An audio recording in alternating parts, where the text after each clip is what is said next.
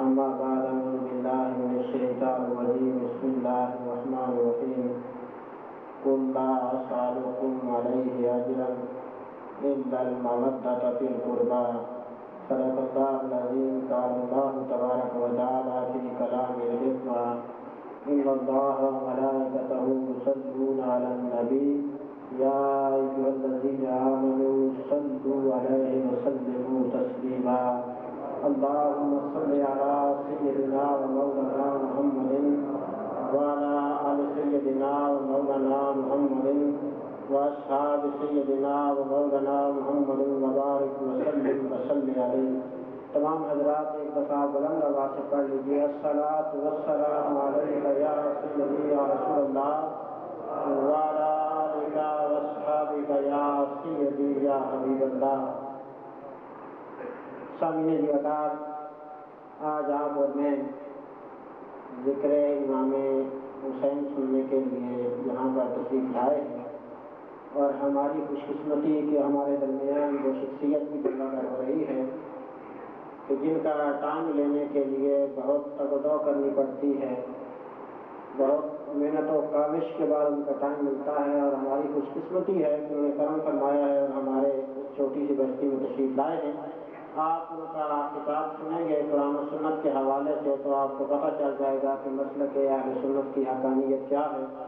میں ان کی آمد تک آپ کے گوشگزار ایک دو باتیں کرنا چاہوں گا.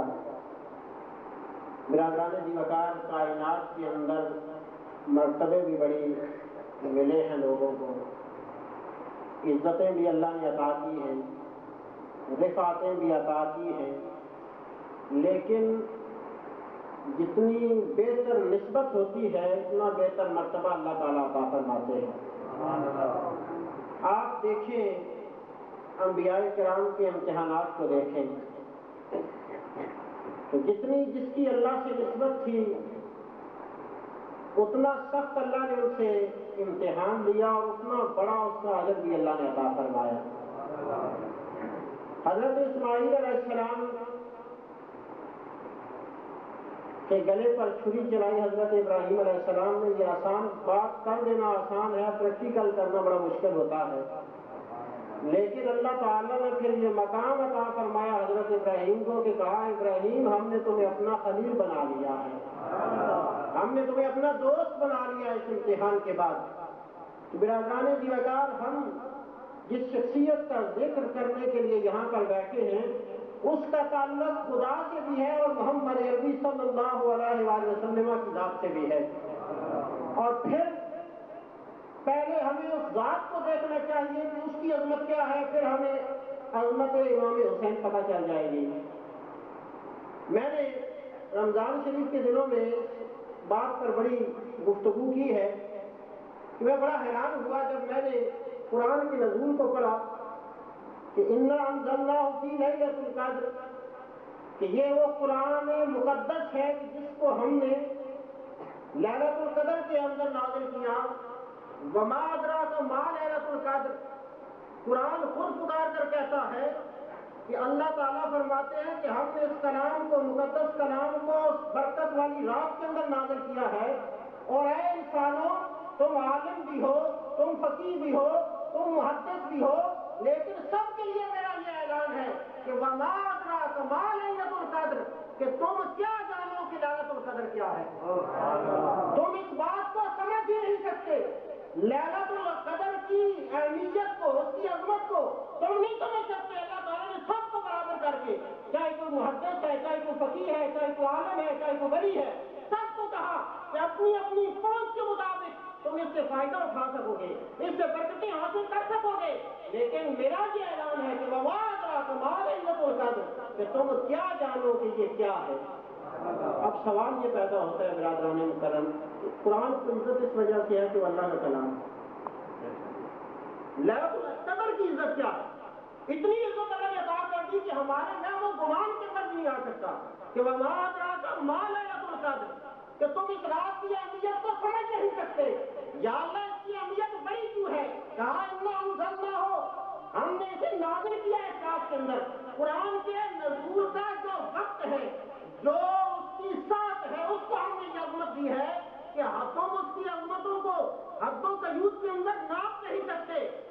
بلا مبالغہ سارے انسانوں کو کہتے ہیں وما ادراک ما لیلۃ القدر۔ برادران جی ایک اور سوال قائم کرنا چاہتا ہوں، رات کی کوئی عظمت نہیں ہے، اللہ جب چاہے اپنا کلام کر لے، لیکن اس لمحے کو نسبت قرآن کی وجہ سے وہ عظمت ملی کہ اس کو دنیا کا کوئی محبت نہیں سمجھ سکتا۔ میں سوال یہ کرنا چاہتا ہوں، جس رات قرآن نازل ہو اسے تو اللہ کہتا ہے وما ادراک ما لیلۃ القدر، اور جس ذات پر نازل ہو اسے تم کیسے جان سکتے ہو، اس کا ادراک تم کیسے حاصل کر سکتے ہو؟ جس لمحے کے اندر قرآن نازل ہوتا ہے اس کے بارے میں تو خدا کہتا ہے کہ تم سارے کھو دو گے، لیکن تم نہیں سمجھ سکتے کہ یہ رات کتنی عظمت والی ہے، اور جس کے سینے پر ہم نے پورے کا پورا قرآن نازل کر دیا اس کی عظمت کو کون سمجھ سکتا ہے، اس کی نسبت کو کون سمجھ سکتا ہے؟ اب لیلۃ القدر کی اہمیت یہ ہے کہ اس کے اندر قرآن نازل ہوا، اور سینہ مصطفیٰ کی اہمیت یہ ہے کہ اس کے اوپر قرآن نازل ہوا، اور عظمت حسین یہ ہے کہ سینہ مصطفیٰ کے اندر قرآن ہے اور سینہ مصطفیٰ کے اوپر حسین ہے۔ سینہ مصطفیٰ کے اندر تو قرآن ہے اور سینہ مصطفیٰ کے اوپر حسین ہے، پھر عظمت حسین کو کوئی کیا بیان کر سکتا ہے؟ اور ساری کائنات کی رفعتیں، ساری کائنات کی امام پاک کے بارے میں جو منقبتیں لکھی گئی ہیں وہ ایک طرف رکھ دی جائے، اور اس اجمیر کے ٹبے پر بیٹھنے والے حریف نواز کی ایک وبائی ایک طرف رکھ دی جائے، تو فرمایا شاہ است حسین، بادشاہ است حسین، دین است حسین، دین پناہ است حسین، سرداد نداد دست در دست یزید کہ حقہ کے بنا لا الہ است حسین۔ میرے مرشد کہتے ہیں شاہ است حسین، بادشاہ است حسین۔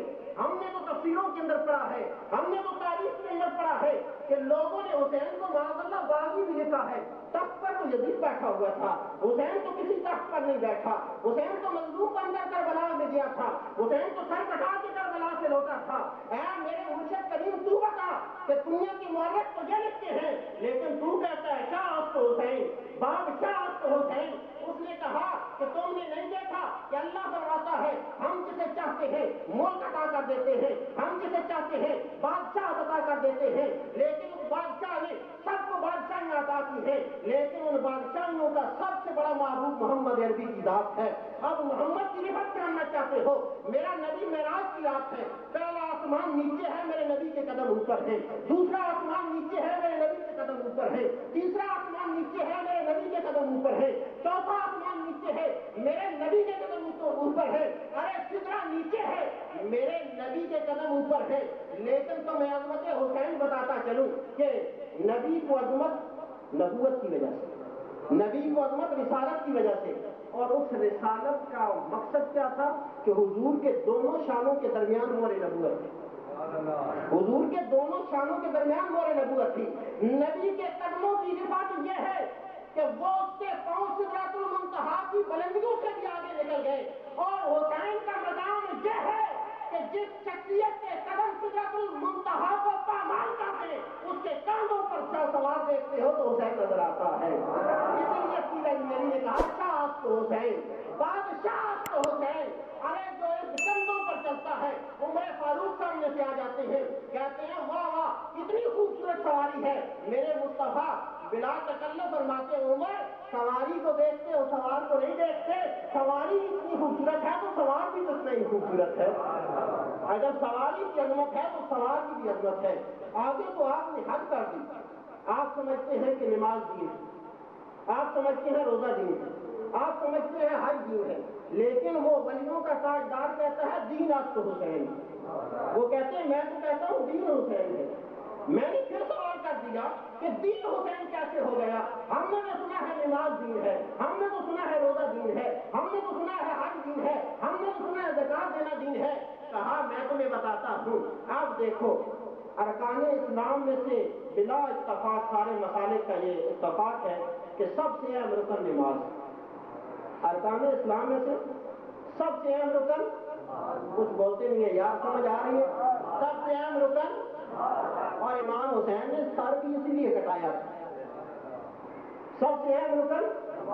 اب نماز کے اندر بھی بہت سے ارکان ہیں، تکبیر تحریمہ، آپ ہاتھ باندھتے ہیں، رکوع کے اندر جاتے ہیں، سجدہ کرتے ہیں، آپ اتحیات بیٹھتے ہیں، سلام ارد گرد پھیرتے ہیں، پھر نماز سے فارغ، یہ سارے ارکان ہیں نماز کے، لیکن سب سے اہم رکن نماز کا سب سے اہم رکن سجدہ۔ اب تیسرا مسئلہ یہ ہے کہ جب آدمی نماز پڑھ رہا ہو تو بائیں والے کا خیال قبول کر لے، بائیں والے کا اثر قبول کر لے، اس کی نماز ٹوٹ جاتی ہے۔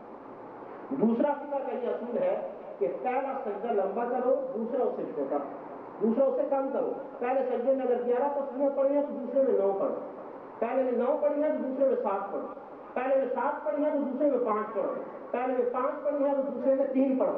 یہ اصول ہے فقہ کا کہ دوسرا سجدہ کم ہونا چاہیے۔ اب مدینے کا بازار ہے، مسجد نبی ہے، امام الانبیاء رحمت عالم نور مجسم صلی اللہ علیہ وسلم نماز کی امامت کروا رہے ہیں۔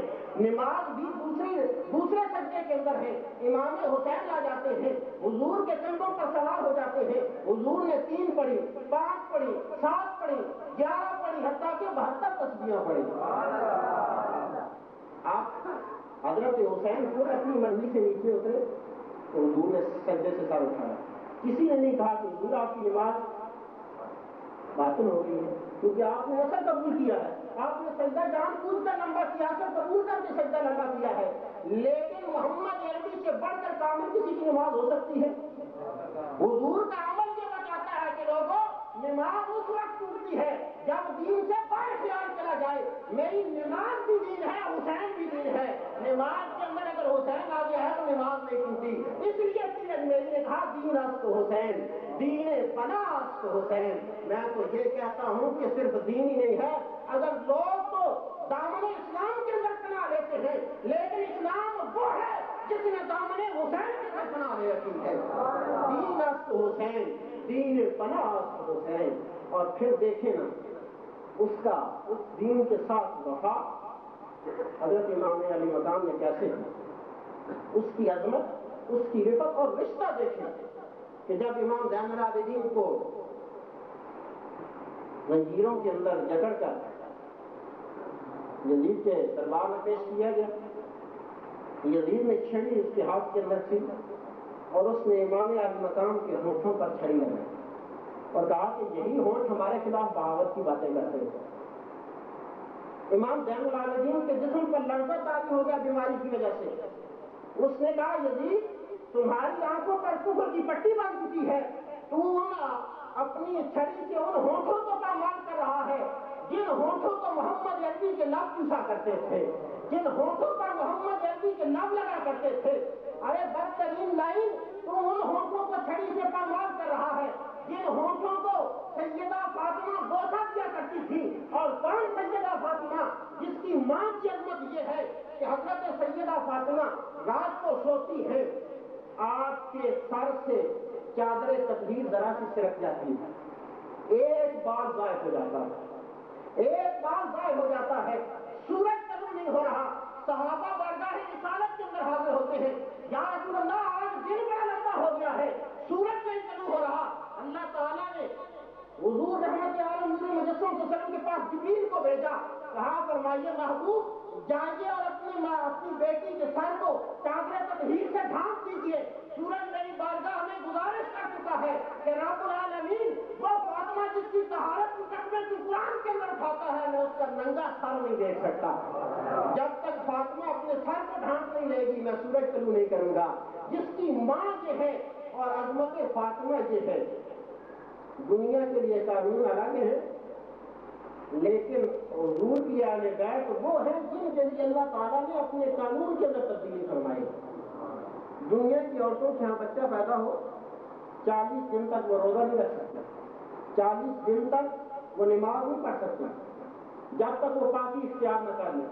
حضرت سیدہ فاطمہ الزہرا رضی اللہ تعالیٰ عنہما کے گھر حضرت حسن کی ولادت ہوئی، عصر کا وقت ہو گیا، آپ اٹھی وضو کیا اور عصر کی نماز پڑھنا شروع کر دی۔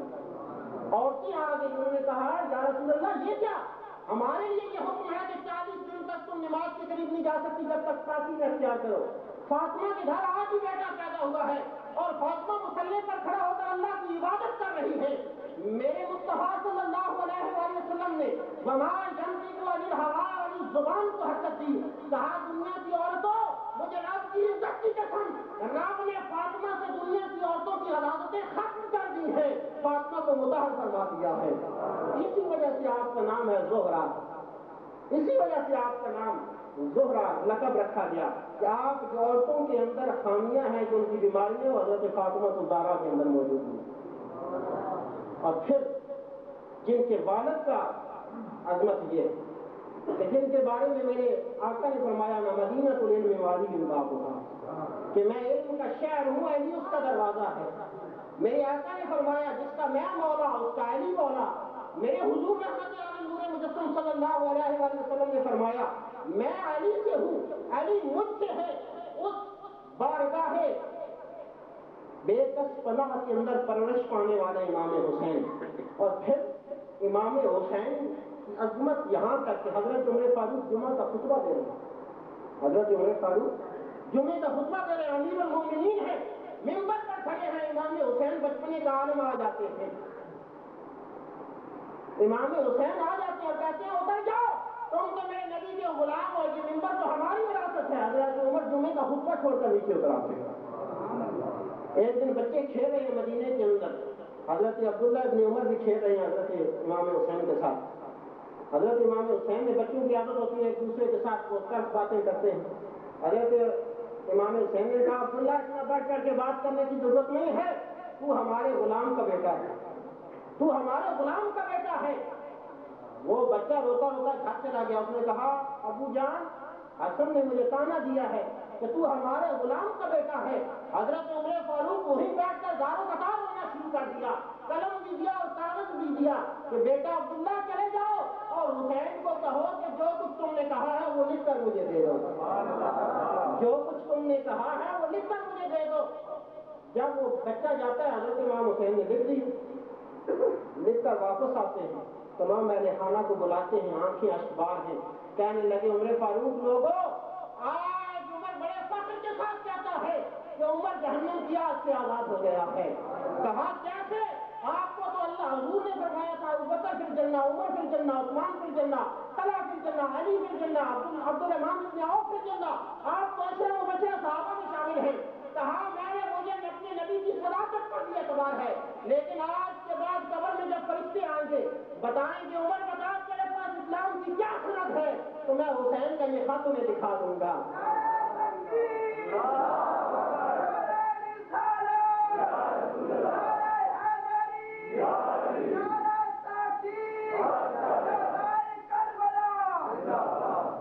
اور ان کی محبت کا انداز دیکھیے کہ جو قرآن کریم کی آیا میں نے آپ کے سامنے تلاوت کی. اللہ تعالیٰ نے کیا فرمایا قل لا اسألکم علیہ اجرا الا المودۃ فی القربى. نعرہ تکبیر, نعرہ رسالت, نعرہ رسالت, نعرہ تحقیق, نعرہ حیدری, سیدی مرشدی, سیدی مرشدی, سیدی مرشدی. غلام ہے, غلام ہے, غلام ہے, غلام ہے, جو ہو نہ عشق مصطفیٰ, جو ہو نہ عشق مصطفیٰ, نبی کا جو غلام ہے, نبی کا جو غلام ہے, نبی کا جو غلام ہے, نبی کا جو غلام ہے. سامعین جی وقار, ہماری خوش قسمتی کہ ہمارے درمیان جلوہ گر ہو چکے ہیں رئیس المناظرین, فخر اہل سنت, عالم اسلام کی عظیم علمی شخصیت, انتہائی عزت و احترام کے لائق حضرت علامہ پروفیسر محمد سعید احمد اسد صاحب, آپ فیصل آباد سے ہماری اس محفل کے اندر جلوہ گر ہو چکے ہیں. میں ان کو اس بزم کے اندر خوش آمدید کہتا ہوں, اور میرا یہ وعدہ تھا کہ میں اس وقت تک آپ کے سامنے ہوں جب تک آپ اسٹیج پر جلوہ گر نہیں ہوتے ہیں اور آپ تشریف لے آئے ہیں، انشاءاللہ العزیز آپ کے اذہان و قلوب کو عشق رسول صلی اللہ علیہ وسلم کی عظمت کے حوالے سے خطاب فرمائیں گے۔ ایک اعلان سماعت فرما لیں کہ 12 اپریل روز منگل بعد از نماز 2 اپریل بروز منگل بعد از نماز ظہر کھودے شریف کے اندر دستار فضیلت کے سلسلہ میں ایک جلسہ ہو رہا ہے، جس میں حضرت علامہ سراج الدین صدیقی صاحب اور قاری غلام حسین صاحب راولپنڈی سے تشریف لائیں گے اور خطاب فرمائیں گے۔ تمام احباب کو اس میں شرکت کی دعوت ہے۔ 3 اپریل بروز بدھ بمقام منوال کے اندر شہدائے کربلا کانفرنس ہو رہی ہے، جس کے اندر حضرت علامہ محمد اسلم چشتی صاحب اور میرا بھی نام لکھا ہے دوستوں نے، وہاں پر گفتگو ہوگی۔ تمام احباب وہاں پر کیونکہ ضرورت بھی ہے، ہمارے مسلک کا یہ دوست آئے ہوئے ہیں، بڑا کام کر رہے ہیں اور بڑے عزم کے ساتھ، بڑی ہمت کے ساتھ دشمنان مصطفیٰ کریم صلی اللہ علیہ وسلم کے مقابلے کے اندر کھڑے ہیں اور ڈٹ کر کھڑے ہیں اور ان کا مقابلہ کر رہے ہیں۔ آپ تمام احباب بھی اس پروگرام میں ضرور شرکت کریں اور ان کی حوصلہ افزائی فرمائیں۔ کل دن کو انشاءاللہ العزیز کرسال کے اندر حضرت علامہ پروفیسر محمد سعید احمد اسد صاحب کا بعد از نماز ظہر خطاب ہوگا۔ تمام احباب کو اس جلسے کے اندر بھی شرکت کی بھرپور دعوت ہے۔ اب بلا تاخیر میں دعوت خطاب دے رہا ہوں دنیا اہل سنت کی عظیم شخصیت، فخر اہل سنت، مجاہد اہل سنت، خطیب پاکستان، رئیس المناظرین حضرت علامہ پروفیسر محمد سعید احمد اسد صاحب کو میں انتہائی ادب سے گزارش کروں گا کہ اسٹیج پر تشریف لائیں اور کھنوال شریف کے مسلمانوں کے اذہان و قلوب کو منور فرمائیں۔ نعرہ